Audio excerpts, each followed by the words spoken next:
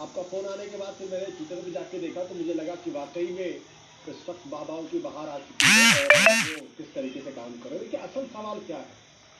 असल सवाल ये है कि जो असली मुद्दे हैं क्या उनकी तरफ इस देश की जनता का भी ध्यान है या ध्यान नहीं है?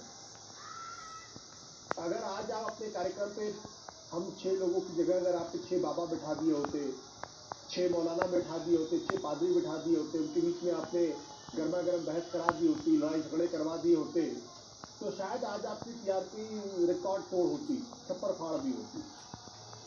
तो हमें ये कहना चाहिए और बड़ी मजबूती के साथ कहना चाहिए कि आज भी हम एक बहुत ही डेवलप्ड सोसाइटी नहीं है।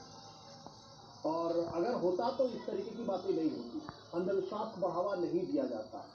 और जिस तरीके से अंधविश्वास को बढ़ावा सिर्फ टीवी चैनल पर नहीं बल्कि अगर आप अपनी रोजमर्रा की जिंदगी में भी देखेंगे तो वहां बहुत बड़े पैमाने पर अंधविश्वास को बढ़ावा दिया जा रहा है। और आजकल तो अंधभक्तों की ऐसी फौज इकट्ठा हो गई है जो ये भी कहते हैं कि पेट्रोल हम 200 रुपए प्रति लीटर खरीदेंगे लेकिन हम मोदी जी को जिताएंगे।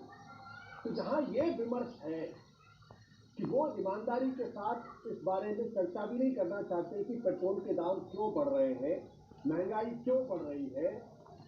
जनवरी 2020 में और 2022 के बीच में 1.5 करोड़ लोग एम्प्लॉयमेंट से बाहर क्यों हो गए हैं। अगर इस पर चर्चा नहीं हो रही है, अगर इसके आधार पर अगर वोट नहीं पड़ रहा है तो आप किसको दोष देंगे? मैं तो राजनीतिक पार्टियों को दोष नहीं देता हूं। मैं तो साफ तौर पर कहता हूं कि इसके लिए जनता दोषी है, क्योंकि वो हमारे नेताओं को, हमारे सिस्टम को, हमारी राजनीतिक पार्टियों को, राजनीतिक दलों को जिम्मेदार बनाना, जिम्मेदार ठहराना एक तरीके से उसमें भूल गई है, नहीं जिम्मेदार ठहराती है। सिर्फ भावना के आधार पर वोट पड़ते हैं और भावना के आधार पर ही बात होती है। आपने पिछले दिनों भी गुजरात का तो चुनाव हुआ, वहां पे क्या कहा गया? हमने 2002 का सबक सिखा दिया आपको। अगर लोग इस बात को भी नहीं समझते हैं या जब दिल्ली का चुनाव हुआ तब क्या बात कहेंगे? ये कहा गया कि इतने जोर से बटन दबाओ कि शाहीन बाग को झटका लगे।